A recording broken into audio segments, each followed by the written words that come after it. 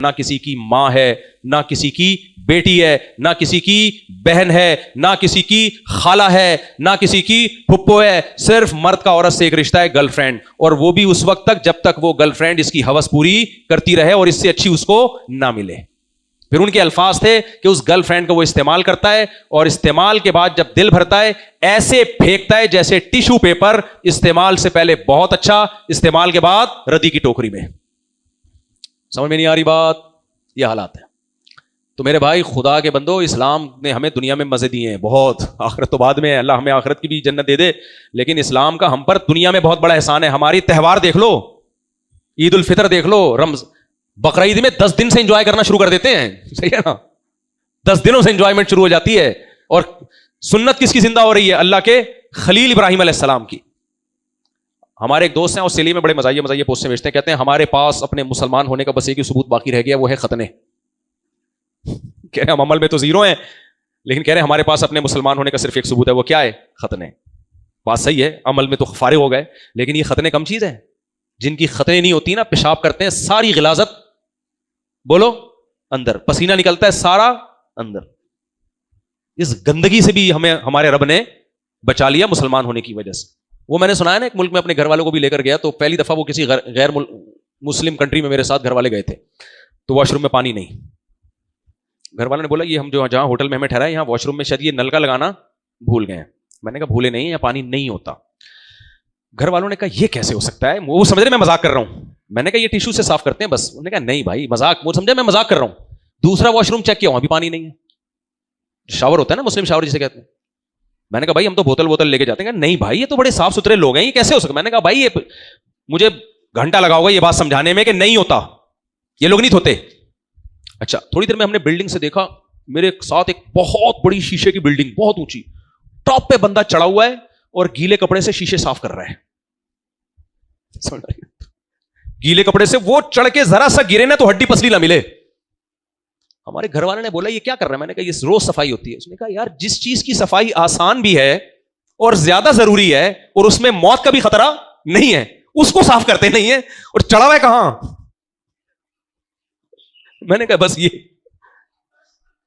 یہ کیا ہے؟ مذہب نہیں ہے میرے بھائی، سمجھ میں آ رہی ہے بات؟ مذہب نہیں ہے. میرا بیان آج سارا ہی دائیں بائیں چلا گیا، موضوع سے میں بالکل ہٹ گیا. تو میرے بھائی مذہب نے ہی ہمیں بتایا حب جاہ بری چیز ہے. مذہب نے ہمیں بتایا دنیا مسافر خانہ ہے، یہاں دل نہیں لگانا ہے، شہوتوں کو کنٹرول کرو، پھر بھی غلطی ہو جائے تو معافی مانگو اللہ سے، توبہ استغفار کرو. توبہ استغفار کی برکت سے ایک لمٹ میں رہتا ہے انسان، بہت زیادہ بےہودہ نہیں بن جاتا. کچھ نوجوان کہتے ہیں نا فوج فلمیں دیکھتے ہیں، میں کہتا ہوں جب دیکھو توبہ کرو، کہتے ہیں یار پھر ہو جاتا ہے. میں کہتا ہوں کم سے کم اتنا فائدہ ہوگا، اس سے آگے نہیں جاؤ گے. اگر توبہ نہیں کی نا زنا کی طرف جاؤ گے تم. جو توبہ نہیں کرتا نا وہ اس سے آگے جاتا ہے. تو توبہ کرو، 100 دفعہ 100 دفعہ توبہ کرو. جب اللہ 100 دفعہ قبول کرنے کے لیے تیار ہے تو تمہیں کیوں تکلیف ہو رہی ہے بھائی؟ چھوڑنے کی کوشش کرو. توبہ چھوڑ دی، اس سے آگے جاؤ گے. تو توبہ غیر مسلم کرتا ہے مسلمان کرتا ہے؟ مسلمان کرتا ہے. اس کی وجہ سے اگر اس میں برائی آتی بھی ہے لمٹ میں رہتی ہے، اس سے آگے بڑھتی نہیں ہے. غیر مسلم تو بھائی یہ جو ہومو سیکسولیٹی آئی ہے انہوں نے فوج فلمیں بھی دیکھ لی، نائٹ کلبوں میں لڑکیوں کے ساتھ ناچ کے بھی دیکھ لیا، پھر بھی کہہ رہے ہیں یار وہ انجوائے، وہ آئے گئے آدمیوں کی طرف آ گئے. اب ان کو یہ بھی سمجھ میں نہیں آ رہا، اس کے بعد سوچیں گے کوئی اور مخلوق تلاش کرو. تو یہ اسلام ہے جس نے ہماری شہوتوں کو کنٹرول کیا، نشے کو حرام کیا، ہمیں ماں باپ کا احسان سکھایا، ان سے محبت کرنا سکھایا کہ اپنی ماں اور باپ کے قدموں میں جنت تلاش کرو.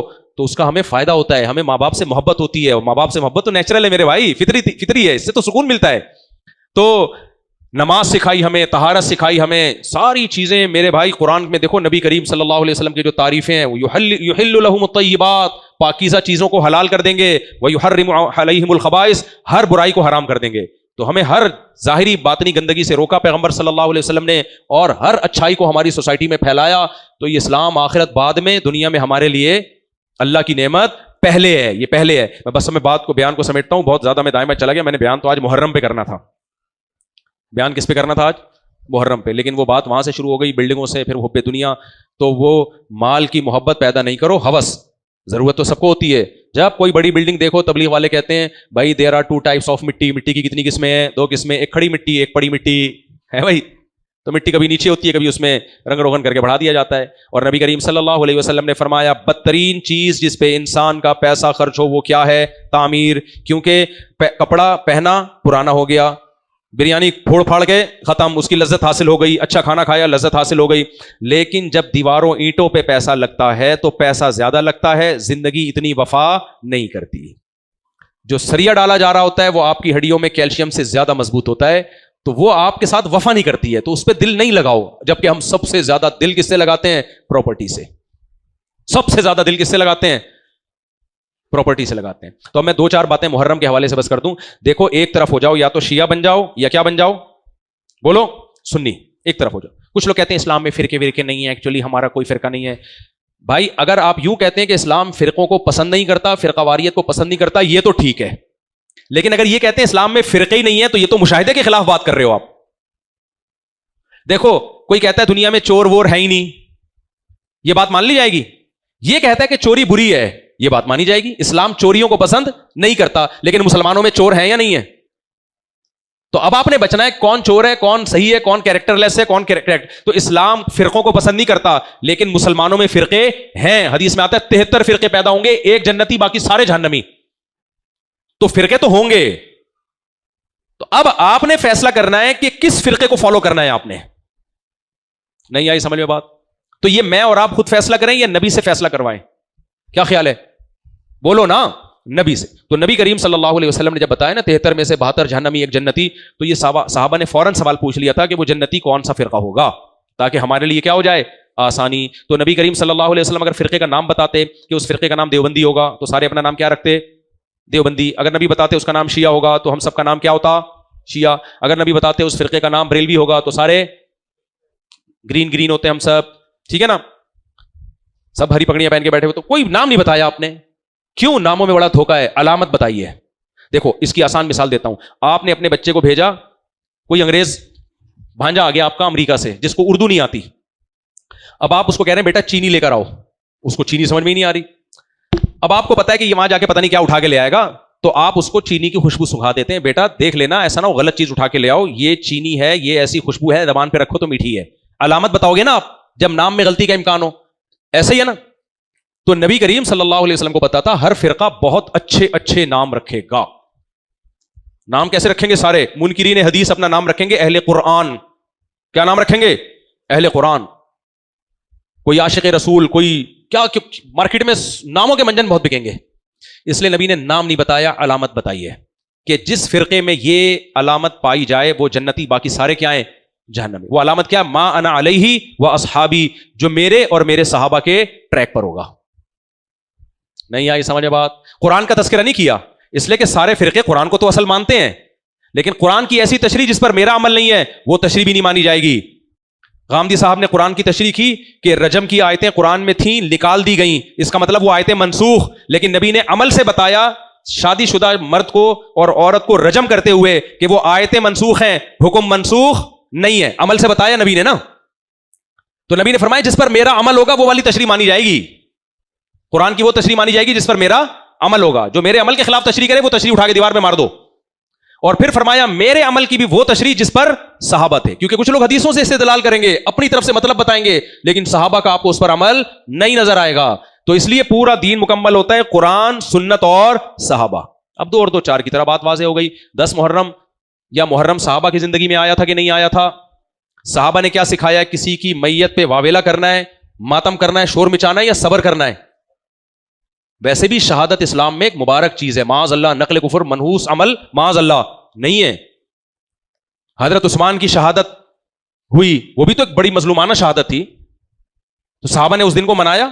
کل ایک صاحب نے مجھ سے سوال پوچھا کہ نبی صلی اللہ علیہ وسلم کو جب یہ اطلاع ملی ہے کہ حضرت حسین کو شہید کر دیا جائے گا تو آپ رونے لگے. تو اس سے پتہ چلتا ہے کہ شہادت حسین کا ذکر سن کے رونا نبی کی سنت ہے. بھائی نبی کو جب پہلی مرتبہ پتہ چلا اس وقت غم ہوا تو آپ روئے. تو جب کوئی خبر آپ تک پہلی دفعہ پہنچتی ہے آپ کو غم ہوتا ہے, اس وقت رونا نیچرل ہے, محبت کی علامت ہے.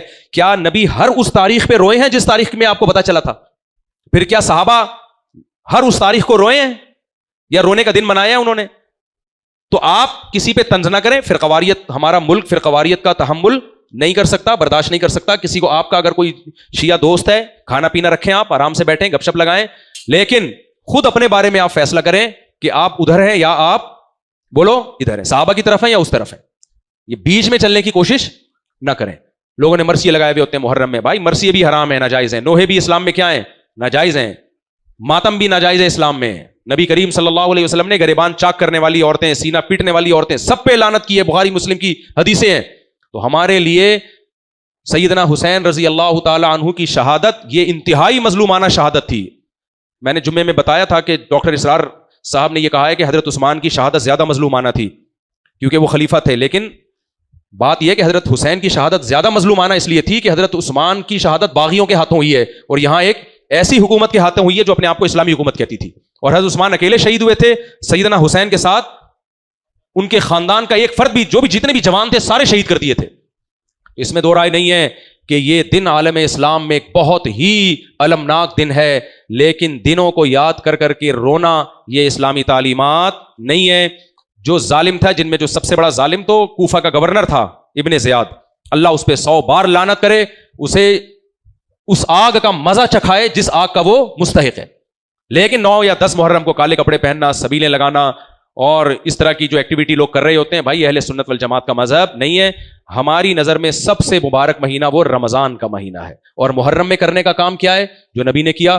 10 محرم کا روزہ. بہتر ہے اس کے ساتھ 9 یا 11 محرم ملا لیں. اچھا, میرا خیال یہ تھا کہ اب یہودی اس دن کو روزہ نہیں رکھتے. میں ابھی امریکہ گیا تو ایک یہودیوں کا ایک نیا فرقہ نظر آیا ہمیں, وہ 10 محرم کو روزہ رکھتا ہے. میں حیران ہو گیا. صحیح ہے نا, میں نے کہا یہ کیا ہو گیا. لوگوں نے بتایا کہ یہ 10 محرم بہت تھوڑے چھوٹا سا فرقہ ہے, لیکن وہ رکھتے ہیں. واللہ عالم اب پوری 100% میں نے تحقیق نہیں کی ہے, کیونکہ مجھے لوگ لمبی لمبی پھینک بھی رہے ہوتے ہیں. میں پہلی دفعہ جب گیا نا کینیڈا, ایک صاحب نے کہا یہاں ایک درخت کاٹنے پر 10 لاکھ روپے جرمانہ ہے. تو میں نے ولاگ میں کہا ایک درخت کاٹنے پر 10 لاکھ روپے جرمانہ ہے. نیچے کمنٹ میں تھے, مجھ سے ہم بھی کینیڈا میں رہتے ہیں, جو بھی پھینک دے آپ جا کے لے لیتے ہو, اس کو لپیٹ لیتے ہو. کسی نے بیوقوف بنا دیا آپ کو. تو اس لیے ہو سکتا ہے کوئی, لیکن بہرحال وہ انہوں نے بتایا مجھے ان کی عبادت گاہ, اور یہ 10 محرم کو رپورٹ ہے. اب آگے بہتر ہے, اللہ ہی بہتر جانتا ہے. تو محرم میں کرنے کا کام کیا ہے؟ روزہ. بس باقی شہادتیں تو یکم محرم سے لے کے 30 ذی الحجہ تک ہر دن کوئی نہ کوئی شہید ہوا ہے اور کوئی نہ کوئی پیدا ہوا. اگر یہ دن منانا شروع کر دیں پھر تو پورے سال یہی کرتے رہیں. اس لیے بھائی شیعوں کو کرنے دیں, شیعوں والے کام. ہم کیا ہیں؟ اہل سنت والجماعت, ہمیں ایک طرف رہنے دیں. اللہ عمل کی توفیق عطا فرمائے.